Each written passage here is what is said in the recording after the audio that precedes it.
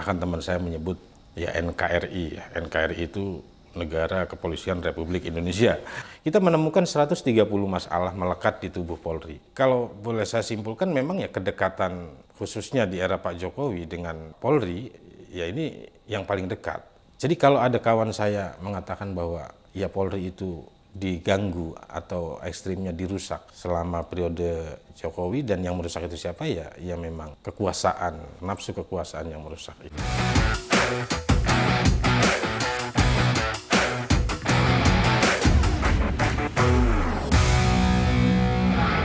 Assalamualaikum warahmatullahi wabarakatuh. Selamat datang di channel Abraham Samad Speak Up. Seperti biasanya, netizen, hari ini saya menghadirkan tamu yang luar biasa. Ini sahabat kita semua, Bung Ismail Hazani. Assalamualaikum. Waalaikumsalam. Netizen, Bung Ismail ini dari Setara Institute, sebuah lembaga yang concern pada isu penegakan HAM. Dan beliau juga pengajar di UIN Syarif Hidayatullah. Sehat Bang Ismail? Sehat Bang. Bang Ismail, ini menarik ya kalau kita lihat kondisi sekarang ini. Orang banyak mempersoalkan tupoksi Kepolisian Republik Indonesia. Utamanya kalau kita lihat itu hari ada gagasan dari teman-teman di DPR. Utamanya dari fraksi PDI Perjuangan. Ya. Yang mempersoalkan bahwa kepolisian ini terlalu jauh melangkah masuk ke ranah politik menurut PDIP ini. Bahkan katanya diduga kepolisian ini digunakan di dalam perhelatan pilkada maupun pilpres. Ya. Itu kata teman-teman di PDIP Perjuangan dan itu ada di berita ya. Oleh karena itu mereka mulai mewacanakan bahwa untuk mengembalikan citra polisi, mengembalikan polisi ke kitohnya, sebaiknya dia dibawa ke Mendagri. Ada wacana begitu. Ada pula wacana bahwa mungkin selain dibawa Mendagri, sebaiknya dia dibawa Kementerian Hukum dan HAM. Berkembanglah wacana-wacana itu. Tapi terlepas daripada itu semua, bahwa wacana ini muncul dan usulan-usulan ini muncul karena begitu banyaknya persoalan di tengah-tengah masyarakat yang memperlihatkan kepada kita semua bahwa betapa polisi ini perlu dievaluasi ya. Perlu dikembalikan ke kitohnya semula. Kalau menurut Bang Ismail nih, orang yang banyak berkecimpung nih di riset ya mengenai penegakan HAM, mungkin juga mengenai TNI dan Polri. Menurut pendapat Bang Ismail, apa yang sedang terjadi nih di institusi kepolisian Republik Indonesia kita? Ya, memang ini pertanyaan berat, tapi kita mesti jawab dengan ringan Bang, biar tidak... Dan disantai aja Bang ya? Betul, lebih santai. Ya, memang apa yang tadi disampaikan sebagai pengantar itu refleksi yang juga saya kira diafirmasi ya oleh banyak teman. Bahkan teman saya menyebut ya NKRI. NKRI itu Negara Kepolisian Republik Indonesia. Kira-kira kan begitu. Bukanlah negara kesatuan. Bukan, karena apa namanya, itu semacam anekdot ya, semacam anekdot ya yang menggambarkan memang bahwa peran polisi sangat-sangat luas. Tapi memang kalau kita periksa memang juga luas. Jadi bisa bayangkan kalau di Undang-Undang Dasar 45 kita sebutkan polisi itu adalah alat negara yang bertugas menjaga ketertiban dan keamanan, lalu melindungi dan melayani masyarakat, itu tugas pokok kedua, dan yang ketiga penegakan hukum. Artinya tiga tugas besar ini itulah yang dikerjakan oleh kepolisian. Kalau kita bandingkan misalnya Tentara Nasional Indonesia tugasnya satu, pertahanan nasional. KPK dulu Abang tugasnya satu, penegakan hukum. Itu pun spesifik penegakan hukum anti korupsi. Ya kan, dan seterusnya. Nah, kepolisian memang ya memang secara konstitusional dia diberi mandat sangat luas gitu ya. Setidaknya 3 tugas pokok tadi gitu. Maka wajar, maksud saya wajar kalau kemudian ya orang melihat banyak sekali polisi di banyak tempat. Dia menegakkan hukum, dia juga menjaga keamanan ya, misalnya ada semacam demonstrasi termasuk menjaga keamanan proyek-proyek pemerintah. Tapi dia juga ada di tengah masyarakat karena tugas dia adalah juga melayani ya, melindungi dan melayani masyarakat. Dari urusan misalnya yang administratif, ada SIM, ada SKCK, ada STNK, menjaga ada dangdutan misalnya, itu juga polisi hadir di situ.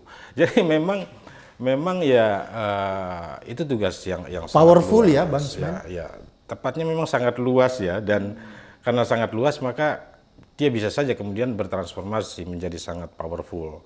Nah, itu kalau kita lihat secara normatif ya, tugas-tugas kepolisian. Nah, hari ini teman-teman PDIP memberikan kritik sangat keras memang, bahkan kemudian mengusulkan agar ada perubahan positioning Polri ya, diusulkan di bawah TNI seperti di masa Orde Baru atau di bawah Kemendagri seperti saat kemerdekaan dan sampai 1 tahun setelahnya itu Polri memang pernah di bawah Kemendagri gitu ya, lalu kemudian dimandirikan menjadi mandiri sampai 1961, baru 1961-62 dia kemudian diletakkan di bawah TNI karena alasan ada ancaman negara yang serius. Ketika itu ada peristiwa yang disebut dengan G30 SPKI itu mulai menguat, maka kemudian polisi disatukan ke TNI. Dan saat itulah Kapolri pertama mengundurkan diri gitu ya, karena dia tidak setuju posisinya di bawah TNI. Nah, saya ingin katakan begini, Bang Samad ya. Pertama, kritik teman-teman PDIP ini harus kita apresiasi sebagai sebuah gagasan. Ya. Sebagai sebuah gagasan, kita tidak bisa meletakkan Polri sebagai sesuatu yang given, tidak boleh dikritik, tidak boleh dievaluasi gitu ya. Jadi gagasan yang disampaikan oleh teman-teman PDIP ini harus tetap tumbuh sebagai sebuah diskurs. Apakah kemudian dia akan menjadi sikap politik, aktor-aktor politik? Ya biarkan diskursus publik yang mengawalnya gitu kan.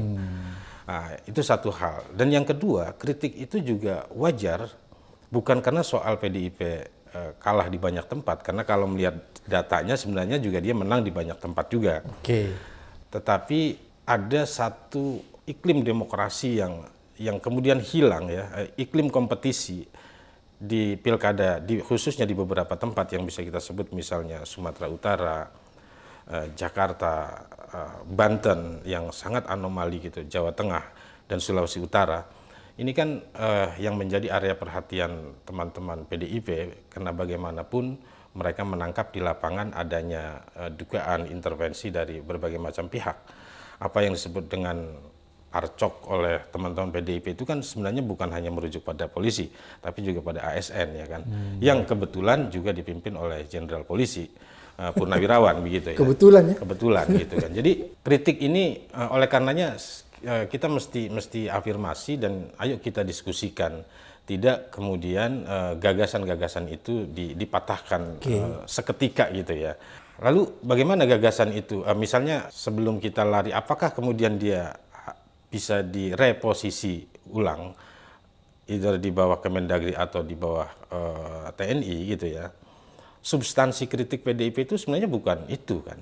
Substansi kritik PDIP itu adalah bagaimana masa depan demokrasi, ya, kontestasi, kalau ya kan alat-alat negara itu dibiarkan, quote unquote mengintervensi proses-proses politik yang seharusnya tunduk pada prinsip-prinsip supremasi sipil, prinsip-prinsip demokrasi, prinsip-prinsip electoral justice, yang salah satunya adalah memastikan bagaimana antara satu calon dengan calon yang lain itu memiliki jarak yang sama.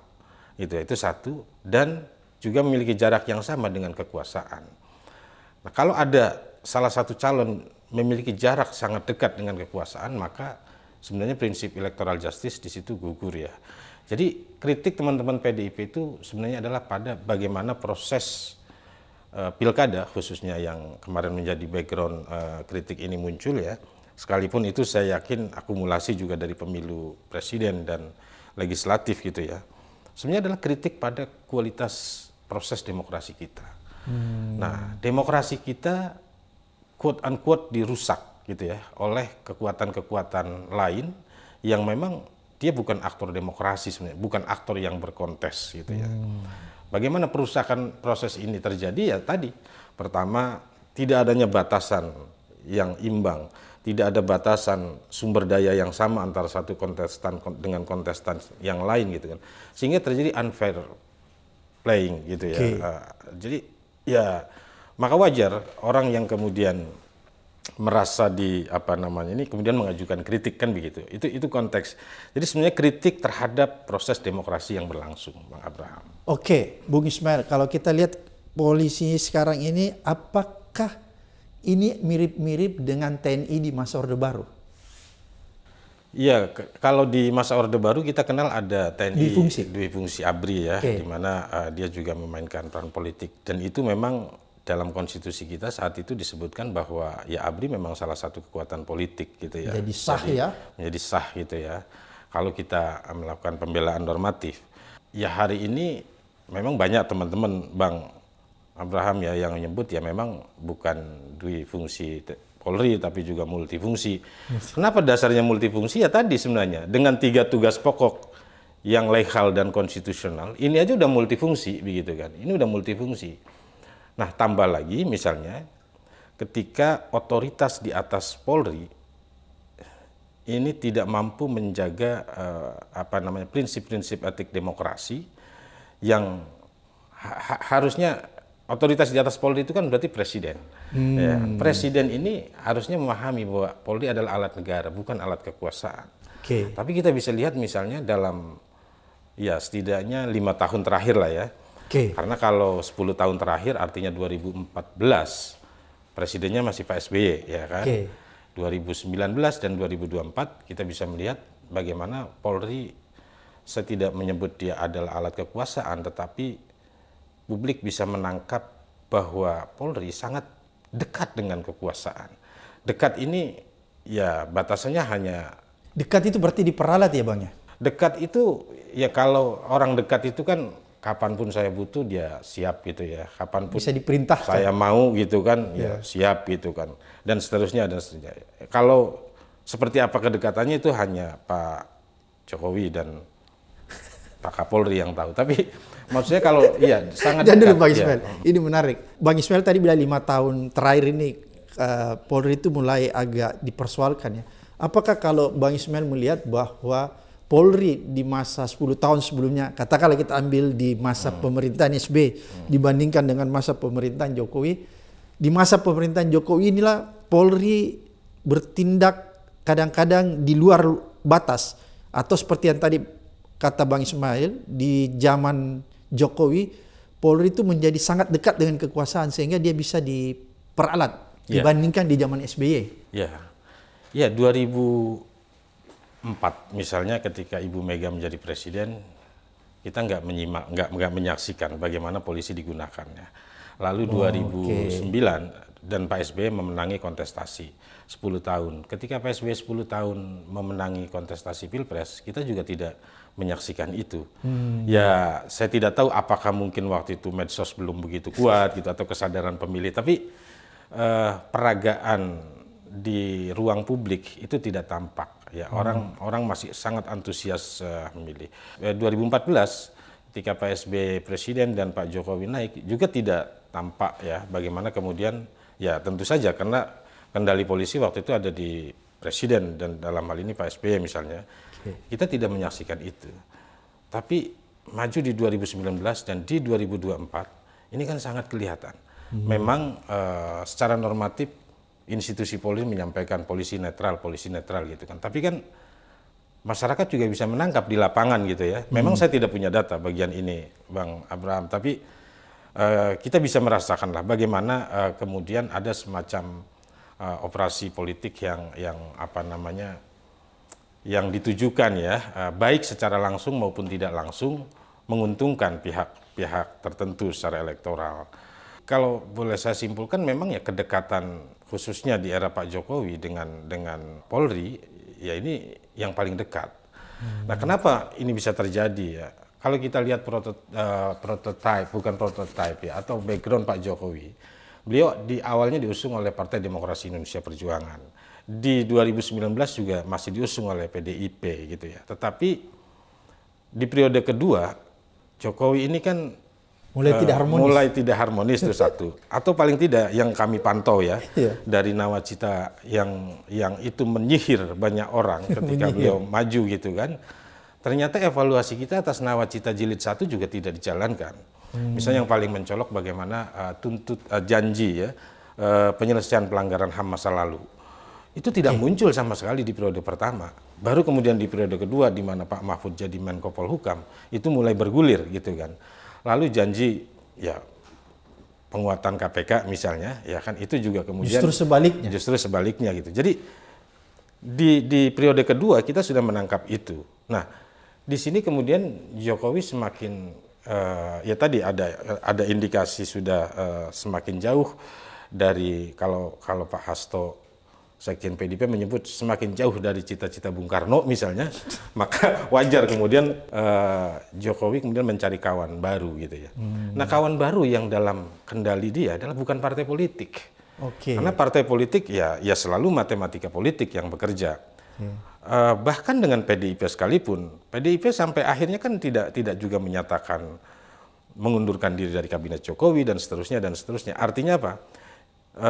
Ya partai politik bukan instrumen yang bisa menopang dirinya sebenarnya. Menopang kekuasaannya. Menopang kekuasaannya. Maka dia carilah sebagai presiden dalam sistem presidensial yang artinya dia punya kekuasaan penyelenggaraan pemerintahan dalam arti yang sangat luas. Dia gunakan, kan begitu kan? Misalnya bagaimana indikasi operasi Mahkamah Konstitusi, bagaimana indikasi operasi Mahkamah Agung untuk pilkada kemarin misalnya. Lalu bagaimana juga memberikan privilege melalui proyek-proyek strategis nasional yang harus diamankan, yang di situ memaksa polisi harus hadir, gitu ya. Artinya memang menjadi sangat dekat, kan begitu kan. Baik untuk urusan kepentingan politik, pengamanan, gitu ya. Ya ketertiban dan keamanan ini kan wilayah yang sangat luas cakupannya, gitu ya. Kita bisa melihat misalnya di setiap kelurahan atau setiap desa itu ada Babin Kamtibmas gitu ya. Itu semacam Babinsa di Jamur Orde Baru. Semacam Babinsa. Kalau TNI masih ada sampai sekarang. Ada. Babinsa. Tapi memang Babin Kamtibmas ini ya memang hadir di tengah masyarakat. Yang dia bisa menyampaikan banyak pesan ya, baik pesan kedamaian maupun juga pesan tertentu dari dan tentu Babin Kamtibmas. Pesan tertentu apa itu, Bung? Ya, Babin Kamtibmas kan adalah tokoh ya di kelurahan, di desa masing-masing. Ya artinya kalau Presiden tidak punya kaki sampai ke desa-desa gitu kan, ya baik melalui kepala desa maupun Babin Kamtibmas, pesan-pesan itu kan bisa disampaikan, gitu ya. Misalnya ya tadi, kenapa saya katakan di periode ini sangat dekat, karena sebenarnya ada pada posisi Jokowi yang juga semakin lemah secara politik. Ketika dia semakin lemah, maka dia akan cari instrumen-instrumen yang lain yang dalam kendali kekuasaannya untuk bisa dia gunakan. Jadi dia mencari kawan baru ya, kira-kira seperti itu? Mencari kawan baru, dan yang paling mudah ya adalah instrumen-instrumen yang ada di bawah kekuasaannya. Polri, TNI, ASN, ya kan? ASN gitu ya. Dan ya kementerian yang non parpol barangkali ya kan, yang mudah quote unquote ditundukkan gitu ya. Nah itu adalah kawan-kawan baru Pak Jokowi. Karena itu kita bisa melihat di periode kedua kan apa kalau bahasa anak mudanya gengnya kan itu aja kan. Ya kan gengnya itu ya udah bisa kita baca lah. Lalu penopang finansialnya juga ini gitu kan. Udah bisa semua terbaca. Nah, itu saya kira yang jadi kalau ada kawan saya mengatakan bahwa ya Polri itu diganggu atau ekstrimnya dirusak selama periode Jokowi dan yang merusak itu siapa ya memang kekuasaan yang merusak, nafsu kekuasaan yang merusak itu. Oke, kalau begitu menurut Bang Ismail nih, karena polisi ini terlanjur jauh ya, melangkah sehingga perlu ada evaluasi yang konkret untuk mengembalikan ke kitanya. Belum lagi kalau kita lihat Bang Ismail ya, polisi ini ada di mana-mana ya. Di ruang sipil juga dia masuk. Katakanlah misalnya hampir di semua kementerian, itu pejabat-pejabat Polri ditempatkan sebagai irjen maupun sekjen di setiap kementerian. Ini kan sebelumnya kita nggak pernah lihat begini kan. Nanti ketika zaman Presiden Jokowi ya, apakah kalau menurut Bang Ismail kondisi ini justru membahayakan ke depan? Ketika Polri itu dibiarkan masuk ke ranah-ranah yang menurut kita ini sebenarnya ranah sipil ya. Seperti kementerian-kementerian. Ya kalau mengacu pada pendekatan normatif, sebenarnya kalau boleh saya bilang Bang ya, apa yang dilakukan oleh Polri hari ini tidak ada yang melanggar. Nggak ada masalah ya? Nah, dalam konteks penempatan ya. Artinya nggak melanggar undang-undang. Ya, nggak melanggar undang-undang. Oke. Beda dengan misalnya TNI yang memang dibatasi. Oke. Tapi hari ini memang ya TNI juga sudah menyebar kemana-mana, polisi sudah menyebar kemana-mana, dan memang ini bahaya gitu kan, karena ada misalnya salah satu dosen senior di STPDN mengatakan kalau ini karir teman-teman STPDN bagaimana gitu kan? Karena diambil alih oleh kepolisian. Diambil alih karena sebenarnya kan ya itu ruang-ruang teman-teman dari STPDN untuk berkarir kan, Iya. dari mulai kelurahan sampai terus gitu ya, dan atau juga ASN di KL-KL pada umumnya gitu ya. Jadi memang selama ini dasar penempatan ini adalah sinergi, argumentasinya itu ya. Kalau yang melarang polisi menempatkan itu tidak ada. Oke. Kalau TNI ada batasan. Di dalam undang-undang TNI itu ada di Kalau Polri tidak ada batasan. Polri tidak ada batasan. Nah, sekarang hampir dua-duanya juga tidak ada batas pada akhirnya. Apa dasar Tapi politiknya? kan begini Bang, ada aturan menyatakan bahwa kalau polisi masuk ke jabatan-jabatan sipil, seharusnya dia berhenti kan? Dia pensiun. Iya. Tapi di sisi lain keluar peraturan Kapolri yang menyatakan Iya. bahwa, jadi bertentangan nih, bahwa Betul. selagi itu masih penugasan, tidak perlu pensiun. Jadi agak bertentangan. Iya, yaitu argumen normatif yang digunakan oleh Polri, sepanjang tugas itu berhubungan dengan tugas Polri, maka masih dibolehkan. Iya. Nah sekarang apa yang nggak berhubungan dengan Polri? Semuanya berhubungan, Bang. Mau ngomong ketertiban, keamanan, ya penegakan hukum. Makanya kalau tadi disebut Irjen ini kan tugasnya adalah mengawasi penyelenggaraan pemerintahan di satu kementerian Pengawasan atau lembaga internal ya? pengawasan internal, Oke. penegakan hukum. Ya itu tugas polisi juga, penegakan hukum. Jadi masuk semua, gitu kan? Padahal biasanya dulu ditempati para akuntan tuh, orang BPKP. Ya dulu ada BPKP, bahkan KPK juga Iya, dulu ada Pak Yasin misalnya cukup lama gitu ya, dari Kemendikbud pindah ke Kementerian Agama jadi Irjen gitu ya. Jadi selama ini dasar politiknya itu aja, sinergi antar lembaga dan juga atas permintaan Kementerian. KL itu, kementerian dan lembaga itu. Nah, Apakah kementerian itu memang meminta bahwa kepada Kapolri bahwa tolong dikirim orangnya misalnya? ya itu sangat ditentukan oleh mental si pimpinan kementeriannya menurut saya ya. Yang tidak merasa percaya diri. Yang merasa tidak percaya diri itu satu. Kalau nggak ada kepolisian di situ. Nggak ada kepolisian atau nggak ada kejaksaan. Jangan lupa, Bang Abraham Samad, ini kejaksaan juga di mana-mana. Oke. Biro-biro hukum itu sebagian besar kejaksaan. Bahkan kabag hukum Pemkot, Pemkab itu kejaksaan. Dan si bupati merasa lebih nyaman juga kalau kejaksaan di situ. Ya abang lah lebih tahu ini kan. Kenapa? Supaya nggak dikorek-korek. Mungkin ya apa namanya, mereka merasa lebih nyaman, merasa disupervisi gitu kan. Dilindungi atau sekurang-kurangnya dia punya jembatan komunikasi gitu kan dengan desa. Jadi memang secara umum problem birokrasi kita agak serius ini karena ya tadi ada banyak organ yang seharusnya konsisten misalnya di jalur tugas pokok dan fungsinya gitu, tapi kemudian juga kemana-mana. Tapi dalil sinergi itu selama ini dasar kesepakatan politiknya ya, konsensus dan atas permintaan.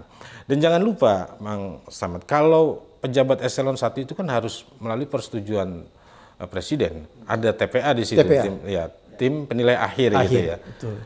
Artinya, balik lagi, otoritas di atas Polri, otoritas di atas TNI, otoritas di atas jaksa, ini kembali ke presiden. Kalau presiden serius gitu kan, Polri hanya institusi A, B, C, D, atau hanya di Irjen saja misalnya, dan itu di beberapa saja misalnya, TNI demikian, jaksa, kan presiden yang menentukan. Tapi kan presidennya nggak kan juga melarang. Ada selain jadi Irjen, jadi Sekjen juga ya? Ada beberapa jadi sekjen ya, ada, itu yang ada kementerian. Agak susah kita pahami ya kalau dia jadi sekjen. Ya, itu mesti dicek apa mengundurkan diri atau tidak, tetapi ya kelihatannya masih sangat lama, bukan sangat lama, mungkin 2-3 tahun lagi beliau pensiun ya, ada di salah satu kesekjenan misalnya.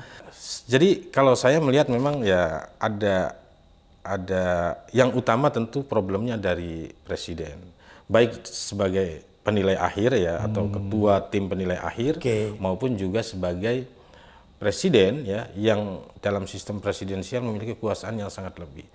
Jadi ya kalau presidennya tidak disiplin ya semua menjadi tidak disiplin. Jadi berarti Bung Ismail ingin katakan bahwa sebenarnya kita bisa memperbaiki, mengembalikan Polri kembali ke kitohnya kalau misalnya presidennya ini yang punya decision yang kuat, yang memang ingin mengembalikan polisi ke kitanya seperti semula ya? Iya, jadi kunci utama satu di presiden. Oke. Ya. Yang kedua tentu di institusi Polri ya, dan juga DPR gitu kan. Karena DPR juga ya khususnya misalnya Komisi 1 ya, Komisi 3 gitu ya. Juga harus sungguh-sungguh lah mengawal kepolisian ini. Jangan menarik-narik ya. Jangan menarik-narik gitu kan. Karena Polri ini jangan dulu Bang Ismail. Kalau Anda lihat di Komisi 3 ada dugaan nggak? Justru politisi juga ini main-main menarik-narik Polri. Iya, siapapun presidennya itu satu ya. Pasti akan senang berkawan dengan Polri. Ya, berkawan dalam siapapun presidennya gitu. Jadi tapi kan yang nggak apa-apa berkawan, yang penting jangan menarik-narik kan? Ya, nah berkawan itu kan kalau sudah berkawan suka-suka dia bisa atur kan kira-kira begitu. Jadi siapapun presidennya pasti tergoda untuk menggunakan ini. Jadi ya kunci utama ada pada presiden. Yang kedua, DPR seharusnya mendukung ya independensi Polri. Tapi seringkali kan kita ya DPR agak bagaimana ya? Saya katakan Komisi 3 ini ambigu, selalu sejalan dengan Polri gitu ya. Nggak pernah mau kritik ya? Tipis-tipis lah Bang ya, tipis-tipis kritik dan jangan-jangan justru kalau ada yang kritik Polri di Komisi 3 itu bisa dikenai sanksi etik. Ya itu salah satunya, ada kawan dari DPR RI ya, Komisi 3 dari PDIP memang di sidang MKD kan, padahal dia mengkritik gitu kan. Itu juga saya kira presiden yang sangat buruk ya. Seharusnya itu adalah aspirasi merdeka seorang anggota dewan dan substansi kritiknya biasa-biasa saja gitu kan. Lumrah ya? Sama seperti kita mendiskusikan hari ini gitu kan. Mungkin bedanya ya karena dia dari partai politik gitu kan, mungkin dianggap lebih ini. Tetapi ya lebih tendensius. Tetapi maksud saya ya Komisi 3 harus menjadi bagian dari perbaikan institusi Polri. Nah, kebetulan sekali Bang Abraham Samad, kalau tadi pertanyaannya bagaimana kembali ke khitah gitu ya, apakah reposisi Polri di bawah TNI atau di bawah Kemendagri, secara politik hari ini perdebatan ini selesai. Karena dari 7 fraksi, hanya 1 fraksi yang mendorong. Secara legal juga selesai kalau Undang-Undang 2 tahun 2002 tidak diubah, karena di situ Polri ditegaskan berada di bawah presiden. Secara konstitusional, ya berdasarkan konstitusi, kalau kita menafsir bahwa Polri adalah alat negara, maka dia memang harus berada di bawah presiden, ya kan? Karena tidak ada institusi lain yang bisa didelegasikan tugas keamanan, ketertiban dan penegakan hukum, ya kecuali, ya maksud saya secara implisit dia memerintahkan langsung ya, tidak boleh ada jeda. Ada institusi lain yang dimandatkan dan itu mandat konstitusi. Nah artinya secara konstitusional, legal, dan secara politik sebenarnya diskursus ini selesai. Tetapi kita bisa ubah konstitusi, kita bisa ubah undang-undang Polri kan begitu kan? Dan kita bisa rumuskan formula tugas-tugas yang misalnya sangat penting bagi kepolisian gitu, yang tidak boleh digeser misalnya. Karena misalnya muncul ada gagasan, ya bagaimana lah kalau SIM, STNK itu serahkan ke Kemenhub. Kan ini terus-menerus nih terjadi gitu ya perdebatan ini. Atau juga persinggungan keamanan laut gitu kan. Antara Bakamla dan Baharkam gitu ya, Polairut, ini kan juga terjadi gesekan lah di lapangan gitu ya. Nah ini yang harus didudukan. Jadi sekalipun secara normatif tadi perdebatan ini sebenarnya selesai, tapi saya mendorong ini tetap dihidupkan diskursus ini. Kenapa? Kita bicara masa depan, Bang Abraham ya. Bukan bicara hari ini atau bicara evaluasi pilkada, tidak gitu. Kita sebenarnya bicara bagaimana Polri yang profesional ya. Dan secara kebetulan kami baru melakukan riset soal Polri dan apa itu ya, Mas? Transformasi ya? Iya, risetnya ini desain transformasi Polri. Jadi kami mengambil momentum kepemimpinan baru di bawah Pak Prabowo, lalu kami evaluasi Polri secara umum, termasuk isu netralitas itu juga kita capture di dalam riset ini ya, termasuk isu positioning kelembagaan Polri juga kita capture di situ. Kita menemukan 130 masalah melekat di tubuh Polri. Apa itu, Mas? Macam-macam, dari mulai tadi netralitas, posisi kelembagaan, sampai kesehatan mental, ya kesehatan mental anggota. kita miris sekali Bang Samad ya melihat bagaimana anggota Polri bangun tidur tiba-tiba menembak anaknya karena dikira pencuri misalnya. Kemarin 2-3 hari lalu di Bogor ya. Di Semarang juga itu Di Semarang juga pelajar menembak pelajar ya tanpa sebab dan jelas itu tidak mempedomani perkap tentang penggunaan senjata api ya, karena tiba-tiba dia menembak tanpa alasan yang dibenarkan gitu. Lalu ada polisi tembak polisi, terbaru lagi di Solok Selatan misalnya. Ini kan harus menjadi juga perhatian Polri. Jadi dari 130 masalah itu macam-macam masalahnya gitu ya, termasuk soal akuntabilitas penegakan hukum dan lain sebagainya. Tapi kemudian 130 ini kita clustering menjadi 12 tema transformasi Polri ya, agar lebih mudah, karena 130 banyak kali kan sulit nanti. Dari 130 menjadi 12 tema dan kemudian kita tawarkan 50 aksi perbaikan atau 50 aksi transformasi Polri. Ini yang mau kita sampaikan, sudah kita sampaikan ke Pak Kapolri, akan kita sampaikan ke Pak Prabowo, cuma belum dapat jadwal Bang Samad ya kan. Kita juga sampaikan ke banyak pihak agar ini loh, kalau kita mau perbaiki institusi Polri, ini masalahnya dan ini treatmentnya kira-kira atau obat penawarnya. Apakah di dalam rekomendasi itu Abang juga memberikan rekomendasi tentang posisi institusi kepolisian? Misalnya apakah dia harus berada di bawah presiden ataukah dia di bawah Kemendagri atau ya, ada chapter soal itu. Kita simulasikan di situ bahwa memang Polri pernah di bawah Kemendagri. Tapi kemudian 1 tahun setelah kemerdekaan dibuat mandiri gitu ya, karena tadi mandatnya. Lalu kemudian karena alasan pergolakan disatukan dengan TNI dan reformasi memisahkan lagi TNI dengan Polri. Nah, di dalam riset ini kami memang tidak mengusulkan reposisi. Kenapa? Yang pertama, Bang Abraham ya, kesejarahan Polri di Indonesia itu berbeda dengan polisi di negara lain. Polisi di negara lain itu dibentuk dengan tugas yang sangat spesifik. Kalau di Indonesia Polri itu terlahir, artinya dia menjadi bagian dari entitas yang membentuk republik. Itu dasar historisnya salah satunya. Kenapa kemudian tidak bisa polisi dipandang, dan di awal kemerdekaan institusi yang punya senjata itu adalah Polri, gitu ya. Banyak perlawanan-perlawanan ini ada di dalam biografinya Pak Hendro Priyono misalnya, bagaimana kemudian polisi menyediakan peralatan-peralatan perang untuk TNI gitu ya.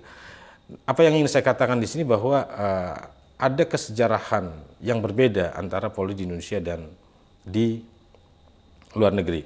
Sehingga kalau dia diletakkan di bawah Kemendagri, itu menjadi tidak tepat dalam riset ini. Sekalipun diskursus ini, ayo kita bahas, kita simulasikan ya, kita bangun satu skenario apakah tepat. Karena kalau di bawah Kemendagri, dengan tugas pokok 3 tadi, ini jelas tidak tepat. Kalau polisi masih bertugas menegakkan hukum, di bawah Kemendagri, ya nggak bisa. Karena Mendagri bagian dari pemerintahan. Kalau dia bagian dari TNI? Nah, kalau dia bagian dari TNI, ini juga apa yang disebut seperti dengan, di zaman Orde Baru kan? Kita kembali ke sana. Jangan lupa, Bang Samad ya, kalau polisi itu kan doktrinnya adalah to serve and to protect ya. Dia melayani dan melindungi. Ya, kalaupun dia punya senjata, tujuannya bukan untuk to kill, ya kan? Tapi kan kenyataannya di lapangan kadang-kadang bias. Nah, banyak polisi yang nembak. Itu PR kita. Yang salah satunya kita rekomendasikan isu akuntabilitas penggunaan senjata api itu harus menjadi isu prioritas Polri. Kenapa? Betul tadi, tidak akuntabel penggunaannya. Dalam perkap Kapolri itu ada tahapan-tahapan kapan polisi bisa menggunakan senjata api. Tapi peluru tajam ya? Ya, peluru tajam. Tapi kan banyak terjadi ya apa yang disebut dengan unlawful killing atau kalau bahasa teman-teman misalnya summary killing gitu ya, karena kita menolak hukuman mati juga, artinya kalau membunuh dengan dasar hukum juga tidak boleh juga gitu. Jadi summary killing, pembunuhan kilat itu banyak, ada beberapa terjadi kan begitu. Nah, jadi kalau di bawah TNI jelas doktrinnya beda gitu ya, doktrinnya beda. Orang sering membandingkan kenapa TNI di bawah Kemenhan, kenapa Polri tidak mau di bawah Kemendagri. Jangan lupa memang TNI di bawah Kemenhan itu untuk urusan perencanaan dan penganggaran.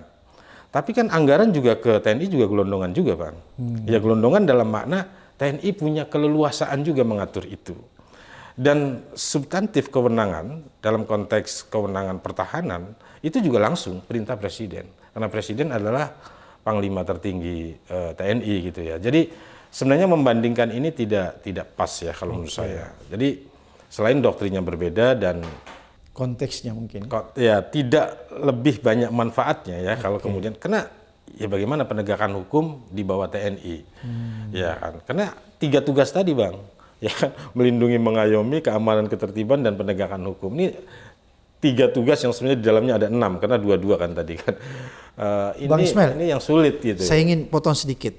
Ada nggak contoh, walaupun tadi Bang Ismail katakan bahwa Polri kita itu nggak bisa disamakan dengan Polri lain ya. Tapi ada nggak contoh yang bisa kita jadikan rujukan? Bukan mencontoh 100%, bisa menjadikan rujukan.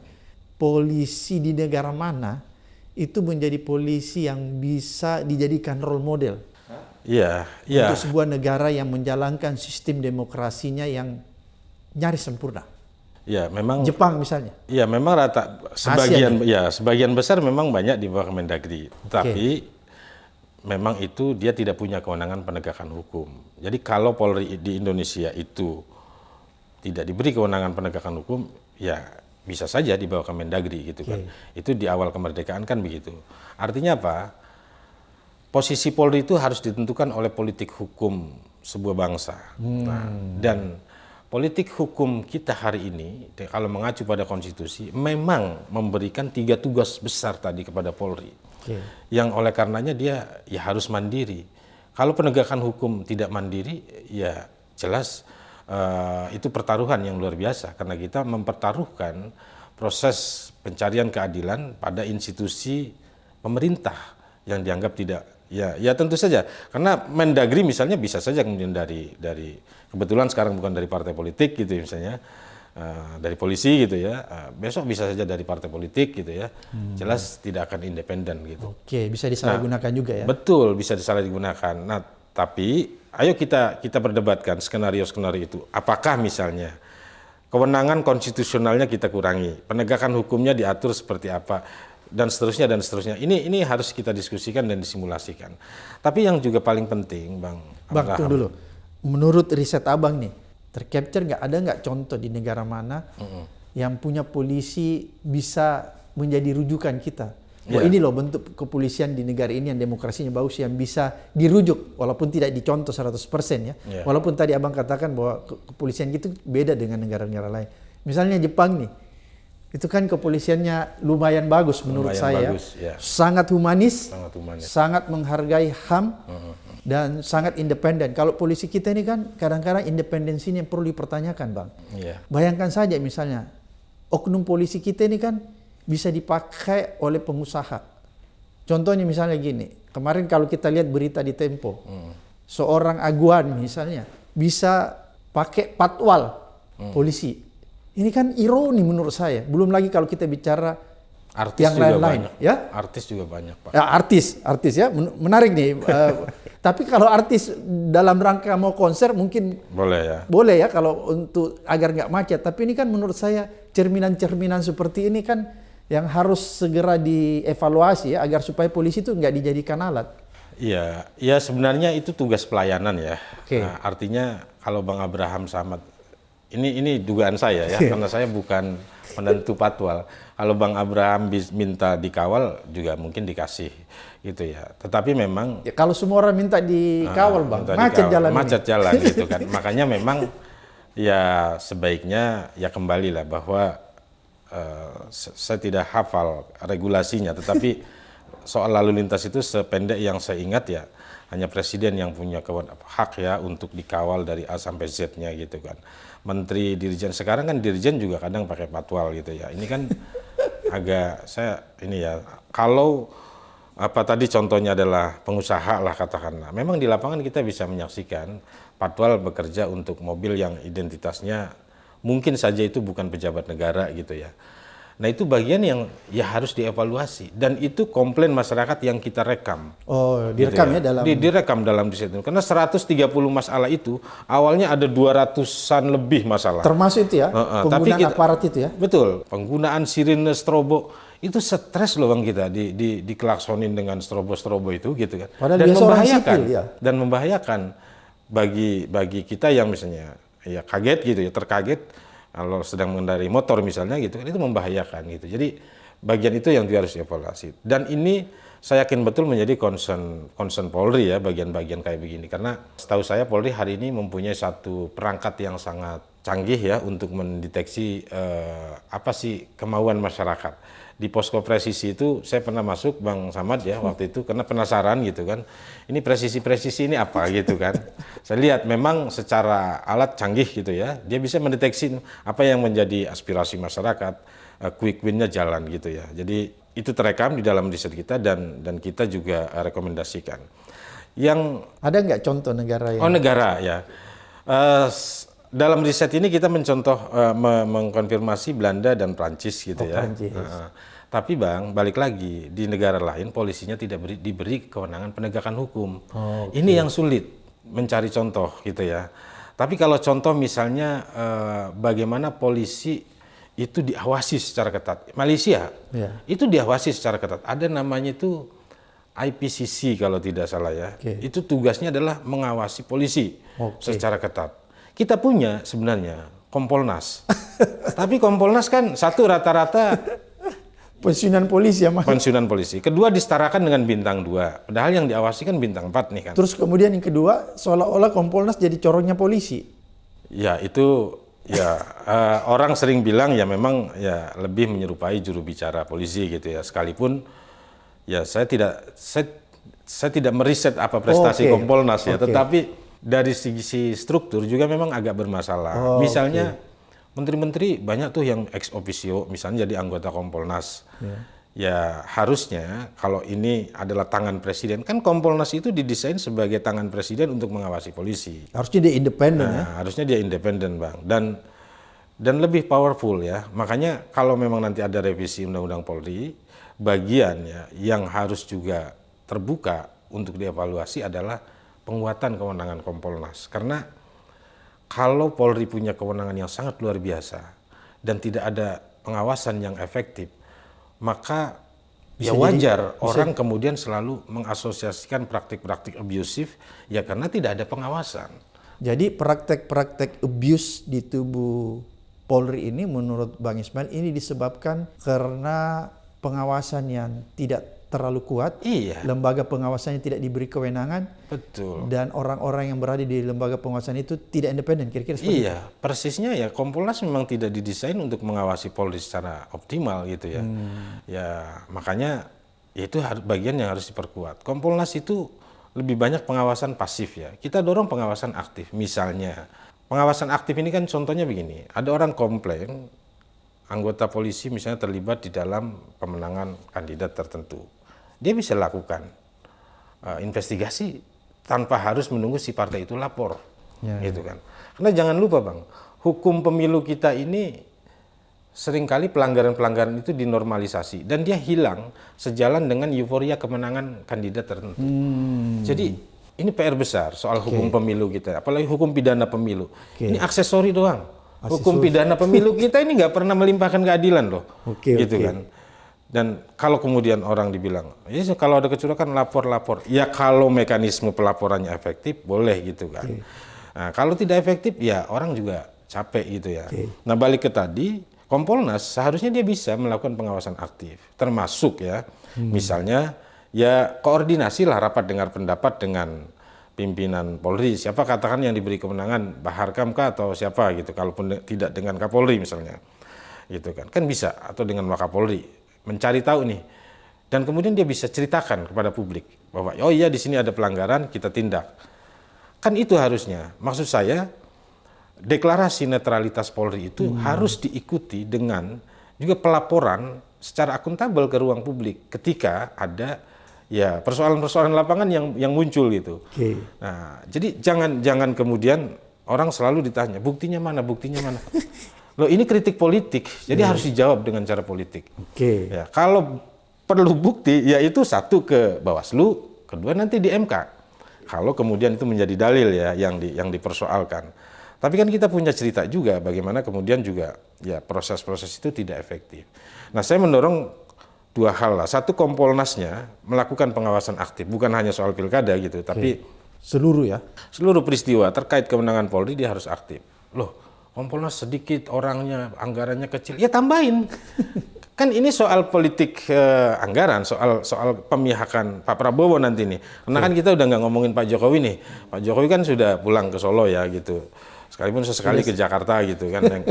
Masih cawe-cawe nggak? Ya nengokin cucu sih sebenarnya gitu. Kalau cawe-cawe itu mungkin efek samping lah saya kira. Tapi ya Pak Prabowo mesti memulai itu. Kalau memang Kompolnas anggarannya kecil ya kita tambah. Orangnya sedikit kita tambah. Kan begitu perangkat-perangkatnya. Karena yang diawasi 4.500 anggota Polri sekarang. Lebih besar ya? 450.000. Lebih besar dari seluruh anggota TNI dari 3 angkatan. Iya. Kira-kira? Kalau 3 angkatan, Mas, ya hampir mirip lah. hampir mirip ya. Jadi ya PR besar itu pengawasan. Pengawasan harus dikuatkan. Ini kan begini, saya pernah membaca sebuah riset. Judul riset itu The Rise of Polri, Jacqueline Becker. Jadi dia menyatakan di dalam riset itu kepolisian sekarang ini terlalu kebablasan ya. Dia mengcapture bahwa kepolisian hari ini seperti di fungsi ABRI di zaman Orde Baru. Sehingga ini perlu dievaluasi secara total. Apakah menurut Abang sendiri bahwa kalau misalnya kita presiden nih tidak mampu mengembalikan polisi kepada porsinya, kepada tupoksinya yang seharusnya, tidak powerful dan tidak abuse, apa yang bakalan terjadi nih Bang? Dari sisi Polri-nya ya. Iya. Ya kalau evaluasi total itu selalu diasosiasikan dengan reposisi. Oke. Ya itu ya. Reposisi itu kalau di bawah TNI jelas tidak lah ya. Pilihannya di bawah Kemendagri atau di bawah kementerian baru misalnya gitu kan. Yang apakah itu menyelesaikan persoalan atau apa itu kita bisa simulasikan gitu. Oke. Tetapi jelas kalau kita lihat aspirasi ya Polri sih secara institusi belum bicara, tapi misalnya Komisi 3 lalu ada sejumlah elemen masyarakat juga sebenarnya tetap mendukung Polri di bawah presiden. Oke. Kan gitu. Jadi kalau evaluasi paling fundamental, paling radikal ya adalah itu. Coba kita simulasikan, kita exercise, misalnya ini agak ekstrim ya Bang Samad. Misalnya fungsi penegakan hukumnya kita cabut, ya kita cabut gitu ya, kita geser misalnya ya ke Kejaksaan Agung gitu kan misalnya. Lalu fungsi keamanan yang non pertahanan artinya tidak perlu dibekali senjata ya kita pindahkan ke Kemendagri misalnya gitu kan. Karena kan tugas ketertiban Dan adalah dulu, Bang, riset Abang itu menjadi rekomendasi ya yang Ya, tadi. ya. Itu misalnya bisa simulasinya begitu. Ya, coba disimulasikan sekalipun secara posisi riset ini karena kita mengacu pada Undang-Undang 2 tahun 2002 dan Undang-Undang Dasar. Oke. Rekomendasi heavy-nya beratnya itu pada kita ubah Polri. Polri harus berubah gitu kan. Riset ini tidak merekomendasikan perubahan secara drastis, tapi ya kalau Anda tidak mau berubah ya wajar orang kemudian membangun satu bukan membangun ya, orang kemudian membandingkan. Ya kalau begitu sudahlah coba kita dan sebagainya. Nah, yang ingin saya katakan ide itu bisa saja kita uji cobakan, Bang. Simulasi itu harus ada skenario building yang kita coba gitu kan. Jadi ya, tadi simulasinya fungsi ya misalnya fungsi penegakan hukumnya kita pindahkan ke Kejaksaan Agung misalnya. Satu. Fungsi keamanan yang kaitannya dengan strategis yang selama ini atau yang quote unquote koersif ya yang selama ini diperankan oleh Brimob misalnya, yaitu pindahkan saja ke TNI misalnya. Nah, yang lainnya bisa dibawa ke Mendagri misalnya kan gitu. Ya harus begitu karena kalau dengan 3 fungsi yang sekarang melekat dan itu bunyi konstitusi, ya maka Polri nggak bisa digeser, Bang. Secara konstitusi ya, kecuali tadi kita ubah konstitusi. Simulasi tadi kan juga mengandaikan perubahan konstitusi, kan begitu.